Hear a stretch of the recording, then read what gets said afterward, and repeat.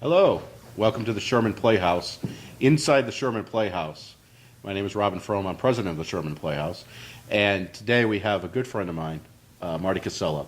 I met Marty whilst I was directing Irish Curse over at TheaterWorks a couple years ago, and it was a great opportunity because I could work with the playwright on site at times, and when he would come and visit. He doesn't live too far from here, so that was great. It was a great production, and we had a good cast, and it was very well received. So I asked Marty to come because he's involved in a lot of different types of theater, playwriting. He teaches at the Harvey Milk School, and he's done other areas as well through his career. And I'm going to start. Hello, Marty. Hi, Robin. I'm going to start with your chronological basis of how you started in the career, and basically, if there was a big break, I know we've been talking before that may have been 5 big breaks, and since your hands in many pies of the thespian life, we can talk about that. Well, but let's start as perhaps a high school or even before. I always acted. I acted in junior high, high school. When you're in high school, you tend to play the same sort of roles, and I kind of played the comic, funny roles. What is it? You Can't Take It With You. I got to be the crazy Russian. And then all of a sudden, the last year of high school, I suddenly got to play the serious roles. So I got to play Henry II in The Lion in Winter, which was complete change of pace for me. And I loved that. And I decided that had shown me that I could actually do this for real. So I went to the college that I went to was the California Institute of the Arts, which is, as I chose it because there was no PE department. And that was so it was either that or going there or Juilliard. Those are the only 2 schools in the country that I wouldn't have to go take PE. And so I ended up at Cal Arts and really enjoyed my 4 years there. Did all sorts of crazy foreign plays, things I had no contact with before. We did a play from Japan called Friends, where we all had to wear, no masks, and it was fantastic. And yet my last year there, I burned out a little. I got a little tired of theater and acting, and I had done a little tiny bit of directing in college. And so when I graduated, my dad, who worked in the movie industry in Los Angeles, said to me, "Do you want a job?" And I said yes. And he worked in the transportation end of motion pictures and films, and he worked at Columbia Warner Brothers, which at that point was called the Burbank Studios. And he said, "Well, I'm starting a new job a week from Monday. Do you want to come work for me?" And I said, "Yeah, absolutely." And I didn't really ask any questions. And when I showed up that Monday, it was a little tiny office. I had to be there at 6 in the morning. The transportation department, the truckers or drivers are always the first there, last to leave. We've had transportation people in our family for a long time, so we have all these little expressions like, if it got there on a truck. And what I didn't realize was that the film I was working on was a film called 1941, which was a Steven Spielberg film, which was a huge Steven Spielberg film because he had done Jaws and he had done Close Encounters, both of which were huge blockbusters. So basically the movie studio just gave him anything he wanted. And we worked for 6 or 7 months just on principal photography. Then we worked another 3 months. And a break, in a funny kind of way, was that my dad's office was at the end of a long hallway, and the opposite us was the door to Steven Spielberg's office. So every day, for months and months, I saw Steven Spielberg when he would go to work before he'd go to the set.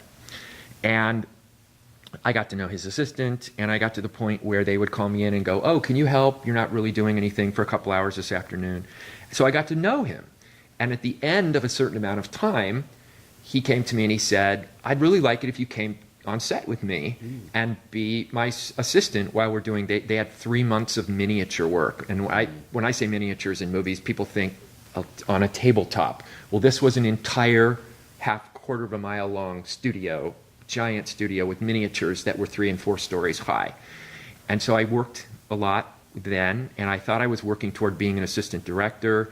You work a certain amount of months, years, and you get in the union. And what I discovered was that I really liked working with Mr. Spielberg. It was fun, and he's very demanding, but he's incredibly kind and smart. And at the end of that, he turned to me and he said, well, I've got another movie I'm producing, and the director wants you to work with him. And I said, great. And that turned out to be Bob Zemeckis, who did later Forrest Gump and What Lies Beneath. And so I was Bob Zemeckis' assistant for 3 months on a film called Used Cars. And halfway through that, I got a call from Steven's office, from Kathleen Kennedy, who's a big producer now and has, she got 10 Oscar nominations for Best Picture. She and I had started in Steven's office the same day. Oh. So Steven's office called. Kathy said, we're going to start shooting Raiders of the Lost Ark in 2 months. You'll be done shooting Used Cars on a Friday. We start doing pre-production for Raiders on Monday. Mm-hmm. So I basically drove back from Arizona, slept for 2 days, got my life in order, and started working on Raiders of the Lost Ark. And on that, Kathy moved up and was the associate to Mr. Spielberg, and I was Steven's personal assistant on set. Not like in an office way or go get my laundry way. I was there no matter what he needed, I would get assigned to do that. So in a way, that was my first big break. I mean, my dad likes to say, I got you that job, right. But he may have gotten me the original job, but I had to be good enough to get that next one. I worked for Steven for 3 years, and at the end of the 3 years, I decided that was enough. I want to go back to acting. I'm not burnt out anymore. I want to go back and be an actor. And by that point, I had started writing plays, and I'd gotten together with a group of people that I'd gone to college with. And we created a theater company in Los Angeles. We went to my parents and said, can we borrow $1,500 and we're going to rent this theater? And what we did was I started teaching at a private school, and they gave us their theater space. This is 1980s? This is 1980s, 81, 82. Okay. And so we presented this play, and I had quit working for Steven, and I was doing theater. We did a play that I wrote, that a woman that my best friend from college directed, and we used all people who had gone to Cal-Arts. And break number 2, we did it in a little tiny theater at the school, and we knew the LA Times was coming on opening night. The LA Times came, and as the guy left, he turned to our publicist and said, you better put extra phones on Friday morning. And she came to us and said, I think we're going to the big time. Oh, wow. Friday morning, we all ran. It used to be you'd had to go to the back loading dock at the LA Times in Los Angeles. And we got a paper at 4:30 in the morning. We were in the arts section above the fold, which is the place you want to be. And it was a huge picture of my show, and it said something like, do not miss this brilliant new play. We sold out a 6-week run in an hour. We had put extra phone lines in because we believed the guy from the Times. And that basically was my start as a writer. I talk about beginner's luck. To have the LA Times basically say this is one of the, and at the end of the year they call it one of the 5 best plays of the year. The name is? The name is called Mates, and it's about a British couple and an American couple who switch houses in London for the summer, and it's about the hour and a half where they overlap. Oh. And it involves 2 love triangles, one with the British couple and one with the American couple. And they sort of, as they pass like ships in the night as they're switching, their lives intersect for about an hour and 45 minutes. Nice. And it won all sorts of other awards. We won acting awards, design awards. And I kept thinking, well, here we go. This will be my big break. And nothing. We got picked up by a really nice theater in Los Angeles, and we left the school, and they moved us to a really nice theater, which we ran for another 6 months. But I kept thinking, well, where are the movie jobs? Well, how does that happen? That happened the next summer. We did another play of mine that was about my experience working on Raiders of the Lost Ark and working on 1941. And a really wonderful writer-director, well-known guy in the 80s named John Milius, who wrote Apocalypse Now and Big Wednesday and Winning the Lion. He was basically a character in the play, but we tried to cover that up, and depending on whom I was being interviewed by, I would say, well, it's kind of based on Stephen and kind of based on John. And Well, John called me one day, and he'd been a close friend, and he'd been producer of 1941 and Used Cars. And he said, I'm coming to see this play of yours tonight. And I thought, oh my God, he's going to kill me. Because he was a big gun enthusiast. He had guns all over his office. Right. And I thought, he's going to hunt me down. Well, one of the actors called me. I was too afraid to go to the theater that night. And they said, he came backstage. He loved it. He introduced himself in the dressing rooms. And he called me at home the next morning and said, what are you doing? And I said, well, I'm sitting here in my pajamas having breakfast. He said, I want you in my office at noon at Warner Brothers. And I said, did I do something wrong? Are you suing me? He said, no, I'm going to hire you to write a movie. I'm going to get you a job. And all of a sudden, that break that I thought was going to happen the year before, and all I know is I took a shower, I shaved, I jumped in the car, and 3 hours later, I had a deal to write a big movie for Warner Brothers. Wow. It was incredible. And I worked on that for about a year and a half. The movie never got made. Most movies don't when you get hired to write a script. But that was my introduction. And out of that, I got an agent, and I got jobs at Disney. I got jobs at HBO and Paramount and a number of other places. So I don't really come from that school of you get one big break. Okay. It's, to me, and I think you found this with other people that you've interviewed, it's a series of breaks. Right. You get this, and then you get this. Stayed in LA, wrote for TV, wrote for movies. I did a little acting on the side.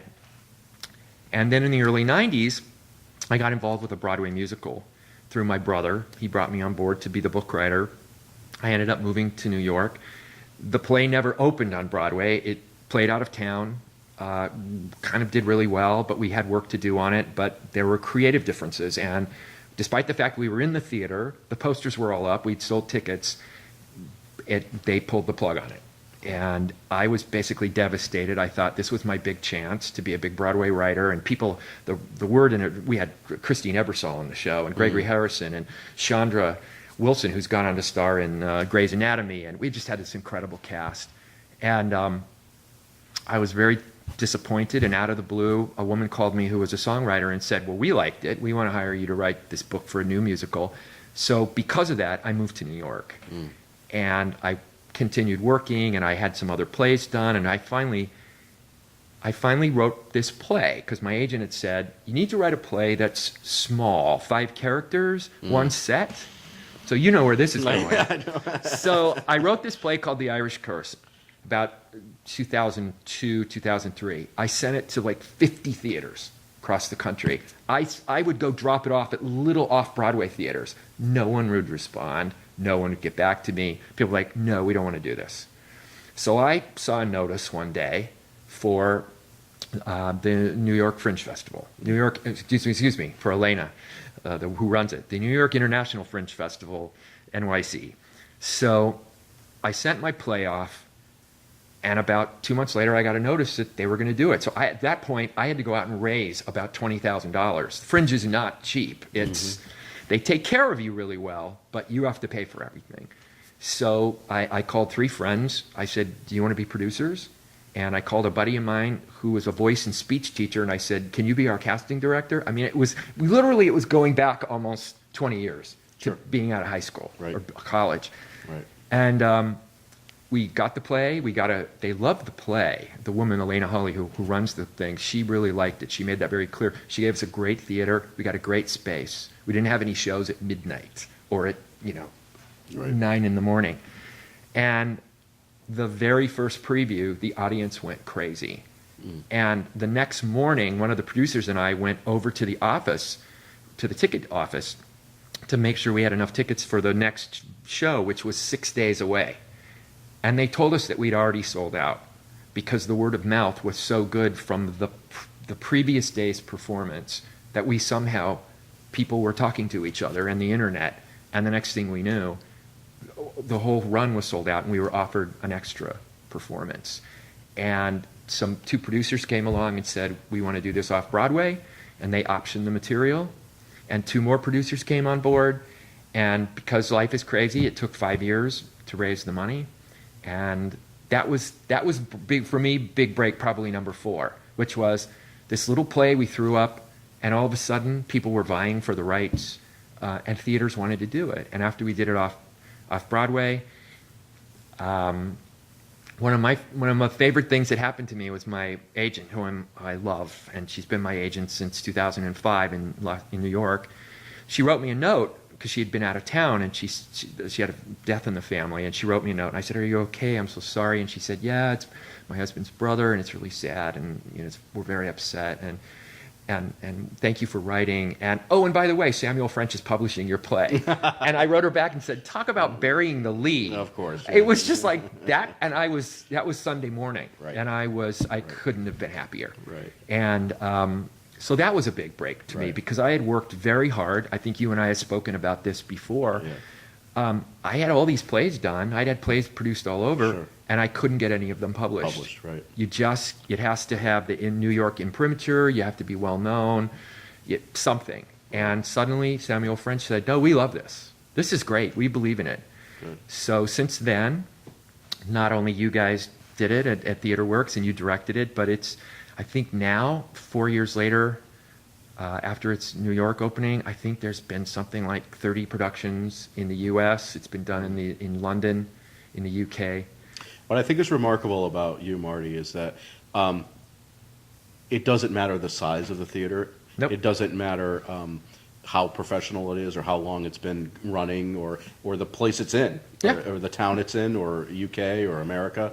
Go ahead. When Irish Curse had that first reading, before they decided to actually produce it, Right. I had the best time. I came up and stayed with Tilly, Right. who helped make the play possible, and I loved it. I loved seeing those five guys and seeing the audience and doing the talk back afterwards.